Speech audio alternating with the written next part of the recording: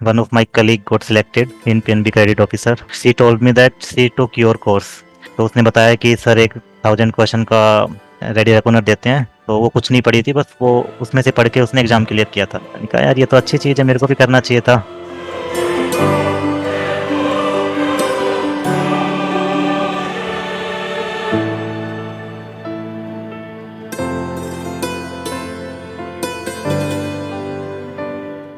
मैंने रात को 11 बजे रिजल्ट देखा था। मेरी नाइट शिफ्ट चल रही है अभी तो 4 बजे घर वाले तभी उठ जाते हैं, तो मैंने 4 बजे बताया सभी को and they were all so much happy. I mean words में तो बयां कर नहीं पाते हैं पेरेंट्स, बट आंखों में दिखता है sir. How are you, Deepak? Hi sir, fine sir. Many congratulations on your selection. We are thank you sir, thank you very much we sir. are आप eagerly waiting to hear from you. जी sir, आपके Please को tell us about your story. How you achieved this feat? किस तरह से आपने achieve किया बताइए। सर एक्चुअली लास्ट टाइम जब पीएनबी क्रेडिट ऑफिसर के एग्जाम हुए थे, उस टाइम मेरे फ्रेंड्स ने बोला था कि भाई अप्लाई कर दे, एमबीए फाइनेंस से है तू। बट मैंने सोचा कि सीए लोगों को ज़्यादा प्रेफरेंस देते होंगे वो, तो ये सब सोच के मैंने नहीं किया था apply. But then one of my colleague got selected in PNB credit officer, and she told me that she took your course. And during office time, she was just going through the ready reckoner of you. तो उसने बताया कि sir 1000 question का ready recorder देते हैं, तो वो कुछ नहीं पढ़ी थी, बस वो उसमें से पढ़ के उसने एग्जाम क्लियर किया था। मैंने कहा यार ये तो अच्छी चीज़ है, मेरे को भी करना चाहिए था, बट ठीक है नेक्स्ट टाइम देखते हैं। तो फिर अभी सिडबी का जब वो नोटिफिकेशन आया तो मैंने आपका बैच देखा पहले। फिर मैं नाम भूल गया था, मैंने आपको कमेंट भी किया था वीडियो में कि सर आप मार्केटिंग किया कीजिए कुछ, अगर कोई सर्च करे तो आपको मिल जाए। फिर मैंने उससे पूछा कि यार क्या नाम था, उसने बताया नॉलेजिस्ट। फिर मैंने आपका कोर्स देखा पहले कि ओके सर का कोर्स अवेलेबल है, तो फिर अप्लाई कर देते हैं। कुछ फ्रेंड्स ने बोला कि इसमें पोस्ट कम है, अप्लाई करेगा पीएनबी क्रेडिट ऑफिसर के लिए करना नेक्स्ट ईयर। और मैंने सोचा कि इसमें नहीं होगा तो एटलीस्ट तैयारी तो हो जाएगी पीएनबी क्रेडिट ऑफिसर के लिए, तो बैच लेते हैं। तो पहले मैंने बैच लिया, उसके बाद में फिर मैंने अप्लाई किया। फिर दिन की 2 3 4 वीडियो देखता था, कुछ एमसीक्यू करता था, उससे फिर प्री क्लियर हुआ। फिर मेंस के लिए आपने अलग से बनाया, उसका वो क्लियर हुआ। फिर इंटरव्यू तो आपने जस्ट एक दिन पहले लिया था रात को, उससे हुआ सर। पूरा आपका सहयोग रहा, गाइडेंस रहा इससे। Thank you thank you thank you. मुझे भी याद है आपने बोला था कि सर मार्केटिंग कुछ किया कीजिए। जी जी। बिल्कुल मुझे याद आया।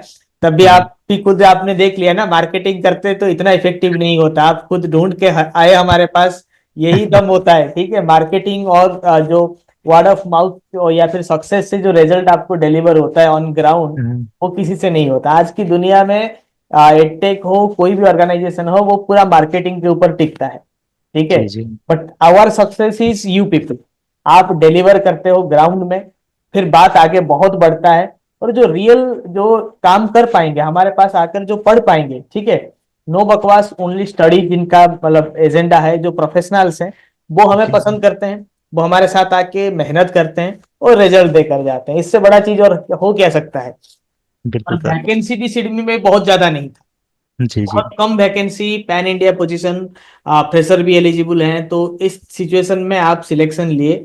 इसमें नॉलेजिस्ट से कम आपका ज्यादा योगदान है। ठीक है, आपका कंट्रीब्यूशन बहुत ज्यादा है। I must appreciate that, and special thank to your friend. Without her recommendation we could not have got another jewel. So it's a great story. It will inspire many coming people. ठीक है, और जो organisation से भी marketing के ऊपर टिकते हैं, उनके लिए भी एक आई ओपनर ये हो सकता है। ठीक है, हाँ, ये जो अवेयरनेस है उसका मैं कुछ कर सकता हूँ। कुछ लोगों के पास पहुंचता नहीं है, जैसे right. People, needy people like you, because I take suggestions very seriously. ठीक है, हमें अवेयरनेस स्प्रेड कर सकता हूँ, जो कि सेकेंडरी है मेरे लिए। मेरे लिए तो रिजल्ट देना सबसे बड़ा काम है। ठीक है, राइट। मैं खुद बैंकर रह चुका हूँ। तुम पैसे के लिए तो मैं यहाँ पे आया नहीं हूँ। इतना बड़ा अगर पैसे का होता तो इतना बड़ा सरकारी नौकरी छोड़कर मैं नहीं आता कभी भी। आदमी इतना साहस कभी कर ही नहीं पाता। पैसा एक राइट। ऐसी चीज है, उसको छोड़ने में बहुत दिक्कत होता है लोगों को। I am here for that satisfaction I am getting from the success which is being delivered in the ground level by people like you. Okay, tell me one thing, how happy your family members are? क्योंकि सिर्फ भी अगर मतलब सरकारी नौकरी भी है जी इन्हें, जी। सो तो how sir are you there?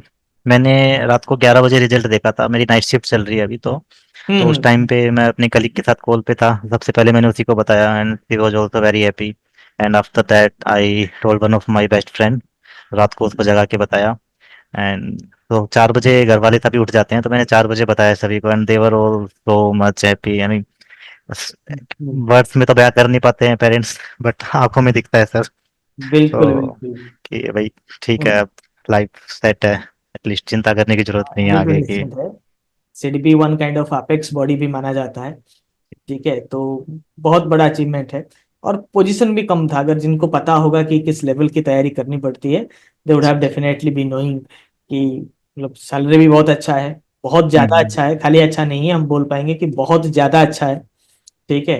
And secondary, you have now officially a public sector officer right now. Yes sir. ठीक है। तो मतलब नॉलेजिस्ट में आने के बाद आपका ऑन जॉब मतलब you are working, so how you manage your time?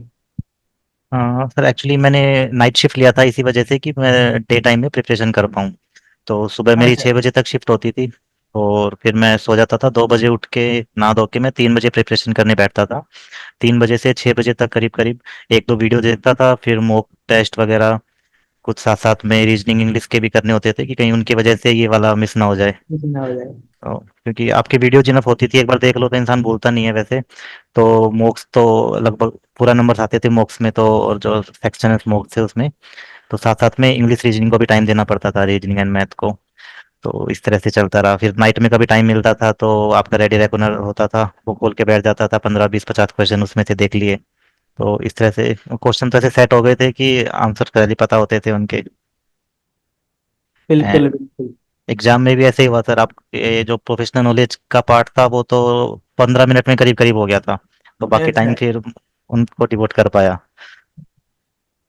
Great great great. इस बार सीडीबी में भी आपका फेज टू में प्रोफेशनल बैंकिंग का डिस्क्रिप्टिव भी पेपर आया था, जी जी। राइट? हाउ यू जी हैंडल्ड दैट? तो सर डिस्क्रिप्टिव में मेरे को एक याद है, पीएम ईजीपी स्कीम का आया था। 10 मार्क्स का क्वेश्चन था वो। तो आपका कंटेंट उसमें इतना ज़्यादा था कि वो 10 मार्क्स में भी हमने इतना ज़्यादा लिख के आए उसमें।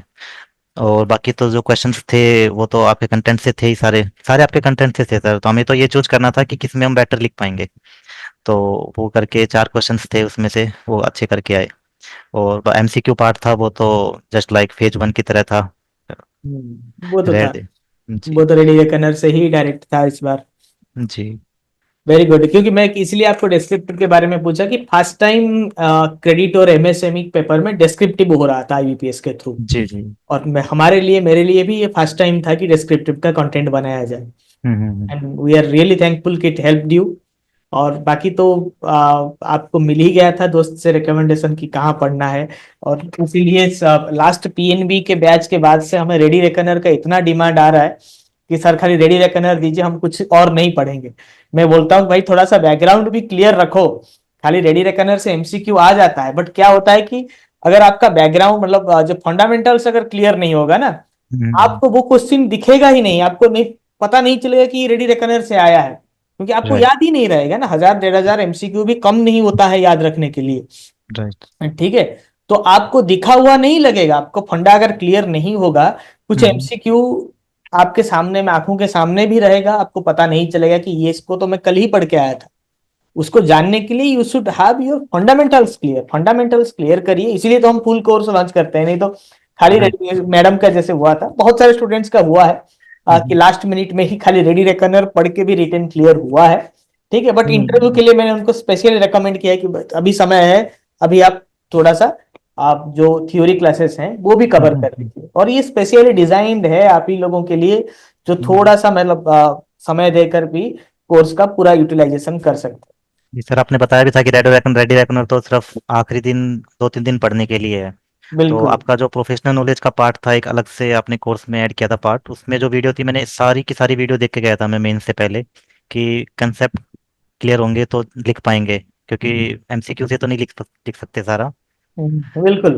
कंसेप्ट क्लियर कॉन्सेप्ट इज करके गए। किंग।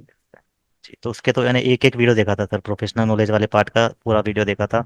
बैंकिंग अवेयरनेस का मैंने पार्ट 1 में देख लिया था फेज 1 के टाइम पे। तो वीडियो ऑलमोस्ट 80% मैंने कवर कर लिया था, वीडियो वाला पार्ट भी। अच्छा, तो thank you Deepak for making us this proud. एक मतलब कम वैकेंसी हो ज्यादा वैकेंसी हो, our footprint in every exam stands the same. Once again thank you to your friend specially. आपने तो पूरा नाम ही भूल गए थे, बट यू जी, searched us, you found us, अब तो नाम तो भूलेंगे ही नहीं। बिल्कुल नहीं सर। अब तो मैंने अभी नाफिड के एग्जाम्स निकले हैं, अभी मैंने कई फ्रेंड्स को रेकमेंड किया है, उन्होंने बोला कि अभी सीट का कब निकलेगा। मैंने बताया अभी नाफिड बिल्कुल। का निकला है, इसके लिए प्रिपेयर कीजिए, इसमें हो गया हम्म, तो ठीक है, वरना सीट के लिए भी प्रिपेयर हो जाओगे। तो बिल्कुल नॉलेजिस्ट का ही बिल्कुल। बताया है मैंने उनको भी। अभी अगर वो नैपफिड के लिए एलिजिबल है, अभी यूनियन बैंक का भी फिलहाल टुडे मॉर्निंग जी देयर जी। Is vacancy 250 vacancy in Union Bank of India for जी जी। MBA finance graduates.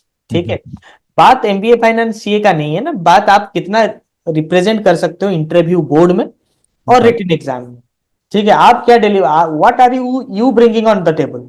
बैंक को चाहिए काम करने वाला आदमी चाहिए। आपके डिग्री से ग्रेजुएशन एक एंट्री लेवल का बैरियर है, क्योंकि अगर एमबीए फाइनेंस को नहीं लाएगा, किसी दूसरे को लाएगा, मे बी उसके पास वो फाइनेंस के एप्टीट्यूड्स नहीं होंगे।